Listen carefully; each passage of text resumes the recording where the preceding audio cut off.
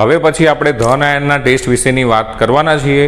તો પછી ધન આયનની અંદર ડાયરેક્ટલી તમે આ ચાર્ટની અંદરથી કરેલી ટેસ્ટ લેબોરેટરીમાં જ્યારે એક્ઝામમાં તમે હોય ત્યારે સીધી બતાવવા જઈ શકો નહીં બેટા.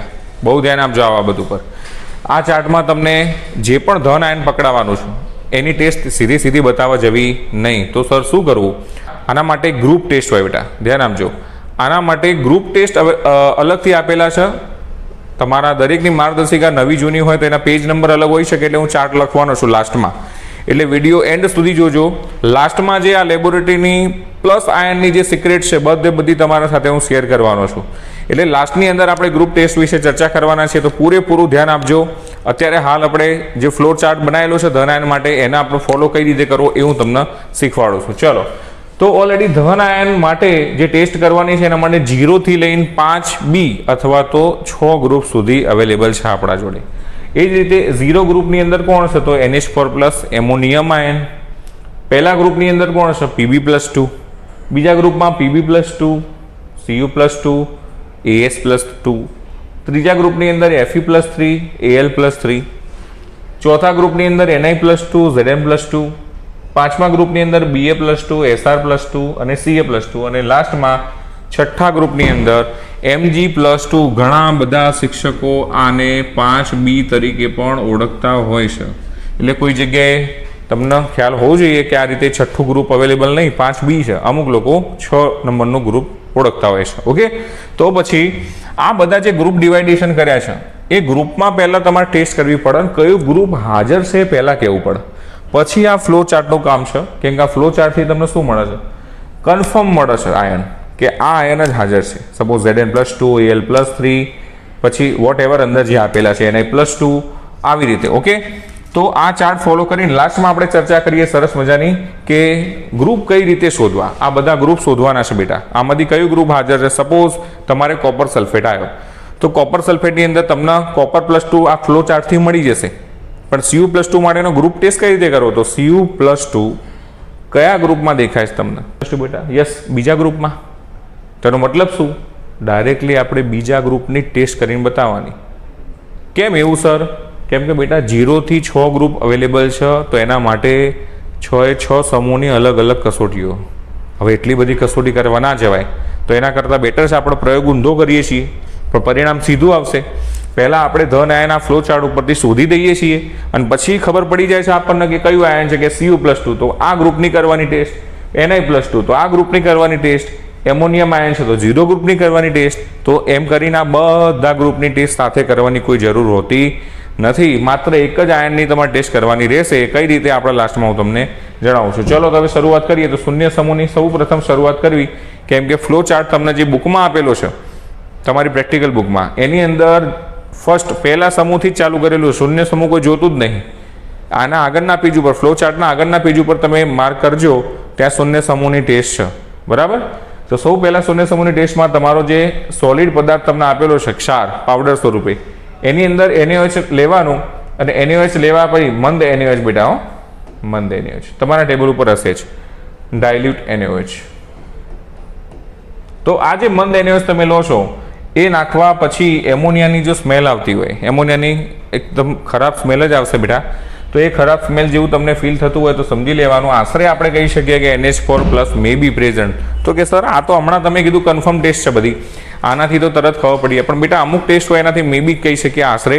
આની કન્ફર્મ ટેસ્ટ હજુ પણ પાછળ આવવાની છે, તો પૂરેપૂરું ધ્યાન આપજો. એના પછી શું હતો? મૂળ દ્રાવણ. એ મૂળ દ્રાવણની અંદર NH4OH એમોનિયમ હાઇડ્રોક્સાઇડ. આની બોટલ જ્યારે પણ ખુલશે બેટા લેબની અંદર, ત્યારે તમને અહેસાસ થશે કે કંઈક ખરાબ વાસ આવી રહી છે. અને નાખ્યા પછી જો તમે જુઓ કે બ્રાઉન કલરના અવક્ષેપ મળે છે, કથ્થાઈ અવક્ષેપ મળે છે. કેવા? કથ્થાઈ અવક્ષેપ. શું કર્યું આપણે? મૂળ દ્રાવણ લીધું, એમાં એમોનિયમ હાઇડ્રોક્સાઇડ નાખ્યું. જો કથ્થાઈ અવક્ષેપ મળતા હોય તો એનો મતલબ શું થાય? Fe+3 હાજર હોઈ શકે. Not finally present, may be present. તો આની કન્ફર્મ કરવા માટે શું કરવું? તો જો નેક્સ્ટ ટેસ્ટ મેં લખી છે. આ તો એક્સ્ટ્રા ટેસ્ટ હતી બેટા, બરાબર, જે રેગ્યુલર બધા યુઝ નહીં કરતા પણ આપણે કરવાની. તો ચલો નેક્સ્ટ ટેસ્ટની અંદર આપણે વાત કરીએ છીએ ધન આયન માટે. તો એમાં મૂળ દ્રાવણ લેવું. એ મૂળ દ્રાવણ 1 થી 2 ml તમે લો છો, એની અંદર તાજું બનાવેલું NH4OH નું દ્રાવણ નાખવાનું છે. ફ્રેશલી પ્રિપેર્ડ હોવું જરૂરી છે. ના હોય તો માગવાનું સર જોડે એટલે આપશે. તો NH4OH નું દ્રાવણ જો તમે અંદર નાખશો અને એના પછી તમારે ઓબ્ઝર્વેશન કરવાનું છે કે જો ઘાટો રંગ તમને મળતો હોય, કેવો રંગ મળશે?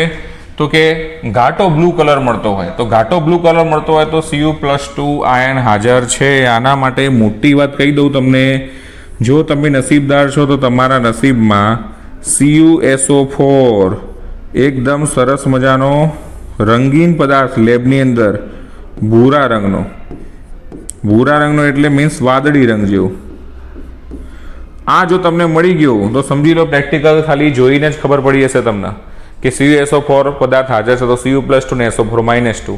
એટલે જે લોકો નસીબદાર છે એના નસીબમાં આગળ પ્રેક્ટિકલમાં CuSO4 આવશે, એટલું ધ્યાન આપજો. ડાયરેક્ટ પછી આ ટેસ્ટ કરી બતાવવાની રહેશે. તો જો ઘાટો બ્લુ કલર મળતો હોય તો સમજી લેવાનું Cu+2 હાજર છે, અને એના સિવાય જો સફેદ અવક્ષેપ મળતા હોય તો As+2 હાજર છે એમ કહી શકીએ. શું કર્યું તો આપણે મૂળ જે દ્રાવણ છે એની અંદર તાજું બનાવેલું NH4OH સાહેબ આપણે બનાવવાનું ના નહીં બનાવવાનું, લેબોરેટરીમાં અવેલેબલ હોય જ બેટા. આ NH4OH તમે નાખશો એટલે જો બ્લુ અવક્ષેપ મળતા હોય તો Cu+2 અને સફેદ અવક્ષેપ મળતા હોય તો As+2 હાજર છે એમ કહી શકાય. પણ કોઈ વિદ્યાર્થી આ ટેસ્ટ કરીને આ ટેસ્ટમાં કંઈ ના મળ્યું તો શું કરવાનું? તો પછી એના પછીનો ચાર્ટ ફોલો કરો. સેમ એઝ જે તમે ઓરિજિનલ સોલ્યુશન લીધું હતું એમાં NH4OH નાખે તો એ ટેસ્ટ ટ્યુબ તમારા જોડે અવેલેબલ છે જ. એની અંદર તમારે શું નાખવાનું? K4FeCN6. શું નામ થાય આનું બેટા? પોટેશિયમ હેક્ઝાસાયનાઇડોફેરેટ. પોટેશિયમ હેક્ઝાસાયનાઇડોફેરેટ કેમ થાય? તો 5મું ચેપ્ટર તમે ભણ્યા હશો. આ ધન આયન છે એટલે અહીંયા આગળ ઋણ આવશે, ઋણ આવે તો આનું નામમાં પાછળ 8 લાગે, તમને ખ્યાલ છે બરાબર. અને આ લિગાન્ડ તરીકે છે, પ્રભાવ ક્ષેત્રની અંદર છે એટલા માટે એની પાછળ O પ્રત્યય લાગે એટલે સાયનાઇડનો સાયનાઇડો થશે. 6 વાર છે એટલા માટે હેક્ઝાસાયનાઇડો ઋણ આયન બનશે અહીંયા આગળ, એટલા માટે ફેરેટ. અને આનો પોટેશિયમ એટલા માટે પોટેશિયમ હેક્ઝાસાયનાઇડોફેરેટ નામ થશે આનું. એ પદાર્થ તમારે લેબની અંદર હોય નાખવાનો. એ નાખ્યા પછી ઓબ્ઝર્વ કરવાનું છે કે જો તમને બ્લુઇશ વ્હાઇટ કલરના પીપીટીઝ મળે છે, મતલબ બ્લુઇશ થોડા લાગશે, થોડા વ્હાઇટ, એટલે વ્હાઇટ જે તમારા અવક્ષેપ મળ્યા હશે તમને એની અંદર થોડા કણો બ્લુના દેખાશે, બ્લુ કલરના, તો સમજવાનું કે Zn+2 હાજર છે. જો એવું નહીં દેખાય તો પછી આપણા જોડે બીજું ઓપ્શન શું હોય? ઓનલી ખાલી જસ્ટ એકદમ ડાર્ક બ્લુ દેખાતું હોય તો ભાઈ સમજી લેવાનું Fe+3 આયન હાજર હોઈ શકે. તો Fe+3 હોય કે પછી Zn+2 હોય, બંનેમાંથી જે હાજર હોય તમે લખી શકો છો. ચલો બાળકો, તો હવે ધન આયનમાં આપણે આગળ વધી રહ્યા છીએ. નેક્સ્ટ તમારી ટેસ્ટ એની અંદર મૂળ દ્રાવણ લીધું છે આપણે. એ મૂળ દ્રાવણની અંદર NH4OH એમોનિયમ હાઇડ્રોક્સાઇડ, આની જ પ્રક્રિયા ચાલુ છે બેટા. સૌથી વધારે ઉપયોગી ધન આયન માટે DMG એનો મતલબ થાય ડાયમિથાઇલ ગ્લાયોક્સાઇમ. આ ડાયમિથાઇલ ગ્લાયોક્સાઇમ થોડું મોંઘો પ્રક્રિયા કહેવાય, લેબોરેટરીમાં અવેલેબલ હશે જ, તમે માગશો ત્યારે મળશે, તમારા રેગ્યુલર ટેબલ ઉપર હાજર હશે નહીં. તો તમે માગશો ત્યારે જ તમને મળશે. જો તમે નાખો અને લાલ અવક્ષેપ મળતા હોય તો ફાઇનલી તમે કહી શકો કે Ni+2 હાજર. કે સર તમે કહો છો એવી ટેસ્ટ અમે અત્યારે તો બોર્ડ ઉપર જ શીખવાનું ચાલે છે, પરફોર્મ નહીં કરી કોઈ દિવસ. ઘણા વિદ્યાર્થીઓ એવા હોય જેમને કોઈ પરફોર્મન્સ કર્યું નહીં. તો કે સર અમે આના ઉપરથી શું પરીક્ષામાં પાસ થઈએ કે 100%, 17 માર્ક્સ છે આના, 17માંથી 17 તમે મેળવી શકો એટલી એક્યુરેસીવાળી આ ટેસ્ટ બેટા બધી જ લેબોરેટરીની અંદર મેં પરફોર્મ કરીને ચેક કરેલી છે.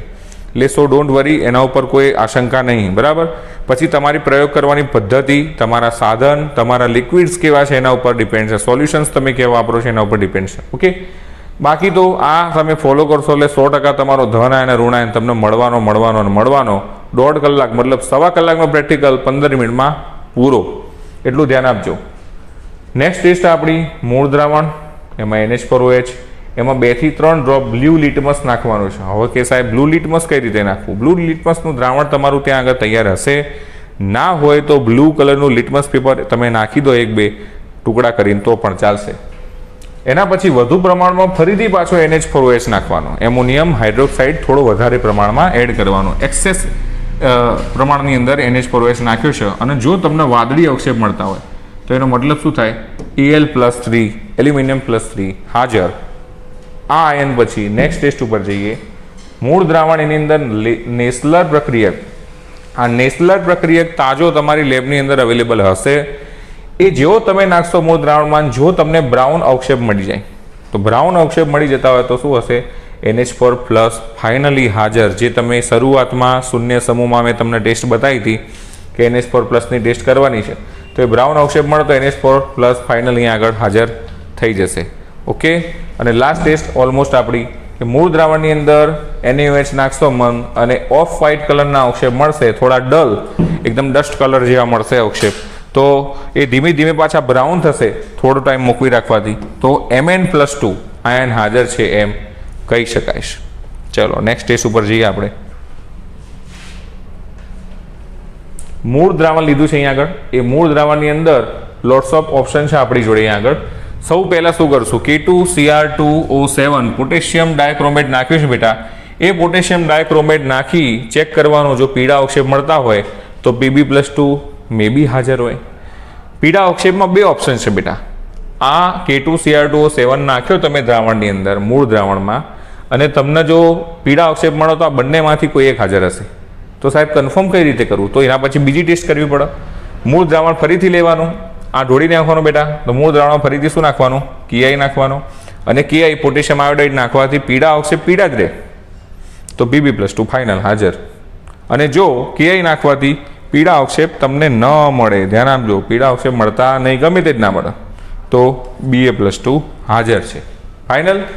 ચલો એના પછીની ટેસ્ટ, આમાં કશું ના મળ્યું તમને તો ભાઈ મૂળ દ્રાવણમાં શું નાખશો, NH4 એમોનિયમ સલ્ફેટ.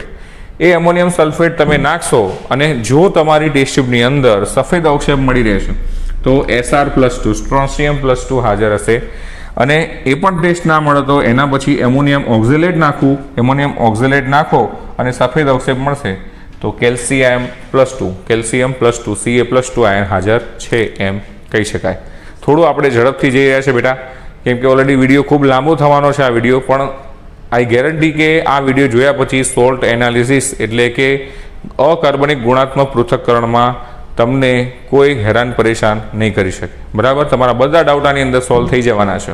ચાલો આગળ વધીએ છીએ હવે. ઓલમોસ્ટ આ લાસ્ટ ટેસ્ટ છે આપણી. તો મૂળ દ્રાવણની અંદર શું નાખ્યું છે બેટા આપણે, NaOH નાખ્યું છે. જો NaOH નાખવાથી સફેદ અવક્ષેપ મળશે તો Zn+2 આયન હાજર. યાદ રાખજો, Zn+2